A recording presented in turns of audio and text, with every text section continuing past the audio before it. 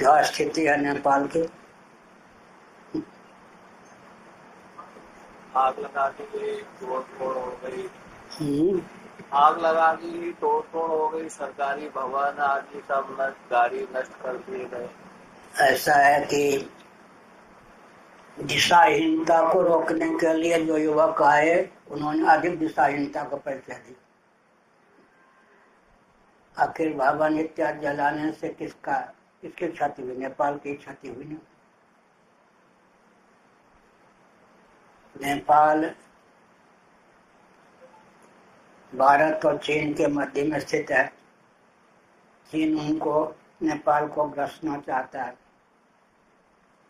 आर्थिक लोभ और कूटनीति के शिकार होकर नेपाल चीन की ओर उन्मुख हो रहा था। उसकी दुर्दशा हो गई। यदि नेपाल हमारी जन्मभूमि से 10 किलोमीटर दूर नेपाल की सीमा लग जाती है, अगर नेपाल के प्रबुद्ध व्यक्ति हम लोगों से मार्गदर्शन लें तो नेपाल के रूप में स्थापित हो सकता है। तो संकेत करता हूँ, धर्म अर्थ काम मोक्ष 4 पुरुषार्थ हैं। धर्म भूमि है नेपाल, अर्थ भूमि है, काम भूमि है, मोक्ष भूमि है। पुरुषार्थ चतुष्टय की सिद्धि के सर्वथानुरूप नेपाल का भौगोलिक परिप्रेक्ष्य है। लेकिन चीन की ओर उन्मुखता, दिशाहीनता के कारण यह सब हुआ है। जो युवक लोग स्वस्थ क्रांति के नाम पर आगे बढ़े, उन्होंने और बवाल मचा दिया। इसलिए राजनीति को समझने की आवश्यकता है। पहले राजनीति का ज्ञान तो है नहीं और राजनेता बन के घूमते हैं व्यक्ति। सुसंस्कृत, सुशिक्षित, सुरक्षित, संपन्न, सेवापरायण, स्वस्थ, सभ्यताप्रद व्यक्ति उस समाज की संरचना वेदादि शास्त्र सम्मत राजनीति की परिभाषा है। अन्यों के हित का ध्यान रखते हुए हिंदुओं का अस्तित्व आदर्श की रक्षा के लिए कटिबद्धता का परिचय दे नेपाल की दुर्दशा बंद हो सकती है। युवक भी दिशाहीन है। कहाँ से प्रेरित है इसका अनुसंधान आजकल हो रहा है। कहीं से प्रेरित है, उनकी बुद्धि स्वतः तो काम नहीं कर रही है। कहाँ से प्रेरित है? नेपाल भारत को निगलने का अभियान किस देश का है, को सब समझने की आवश्यकता है। अमेरिका की क्या गतिविधि है, ये भी समझने की आवश्यकता है। नेपाल में तो प्रधानमंत्री घोषित कर दी गई है। कौन? कुर्की है, करकी क्या है? सुशीला कुर्की। वो तो BHU के विद्यार्थी रही है। संभाल लेने की क्षमता तो है। भारत का शासन बहुत सुदृढ़ है, उसे बरगलाने डिगाने में अभी कोई समर्थ नहीं।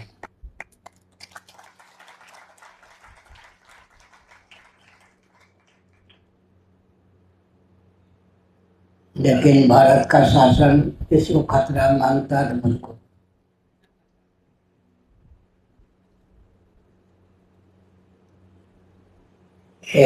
अब बैठ जाओ, बच्ची को बार बार बच्चा ही है।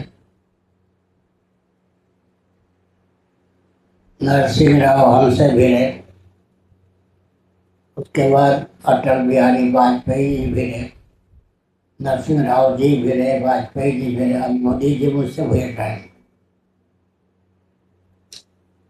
इन सब की मान्यता यह है कि धर्माचार्य शंकराचार्य भी उनके अनुगामी बन के चले, जो संभव नहीं है, बिकने वाले नहीं।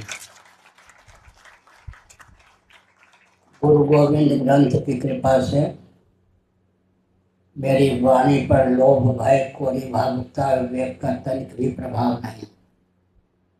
भारत का बहुत उत्कर्ष होता, कदाचित नरसिंह राव जी, वाजपेयी जी या मोदी जी हम लोगों के दृष्टिकोण को समझ कर उसका अनुपालन करते। जो आता है मुझसे जरूर टकराता है। यह भारत के लिए उचित नहीं है। हम इसलिए सह लेते हैं कि कहीं भारत की संघर्ष के कारण दुर्दशा न हो जाए। ये पिशाच वृत्ति उचित नहीं है। कदाचित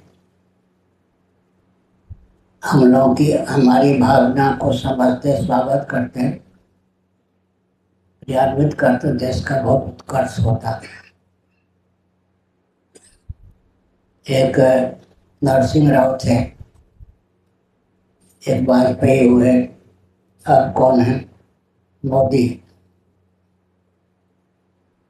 एक आतंकवादी को पूरी कर शंकराचार्य बना के देश विदेश में घुमा रहे। मोहन भागवत मेरे परिचित हैं, ये सब मिल भी चुके हैं। ये सब मोहन भागवत जी ने आरएसएस के कार्यालय में उस आतंकवादी को ठहराया। मुझसे भिड़ने का व्यामोह जो इनका है, राष्ट्र उत्कर्ष में उचित नहीं है, इनके हित में उचित नहीं है। यह जो बर्बरता है कि शंकराचार्य हमारे दास बन जाए, सपाई संत, बसपाई संत, भाजपाई संत, कांग्रेसी संत, अब शंकराचार्य भी हमारे अनुगामी बन जाए, यह जो पिशाच वृत्ति है, इसको प्रधानमंत्री छोड़ दें। हम लोगों की मेधा शक्ति से लाभ उठाकर देश का बहुत उत्कर्ष हो सकता है। मेरी प्रशंसा मत सुनिए, गुरु समझिए, गुरु गोविंद ग्रंथ की महिमा समझिए। 5 मई 1999 को विश्व बैंक ने एक महिला, विदुषी महिला को मेरे पास भेजा। उसने 7.5 मिनटों में विश्व बैंक की सारी समस्याओं को मेरे सम्मुख रखा। मैंने 7.5 मिनटों में उत्तर दिया। वो महिला रोने लग गई। मैंने कहा कि तुम्हारा अपमान मैंने नहीं किया, तुम क्यों रोती हो? उसके वचन थे, कल्पना नहीं कर सकती थी कि विश्व बैंक की सारी समस्याओं को कोई 7.5 मिनट में सुलझा देगा। भारत को क्या हो गया है कि अर्थशास्त्र पर जो आपका ज्ञान है उसको अपनाकर आर्थिक दृष्टि से पूरे विश्व में उत्कर्ष नहीं प्राप्त करता। फिर आगे 2 घंटे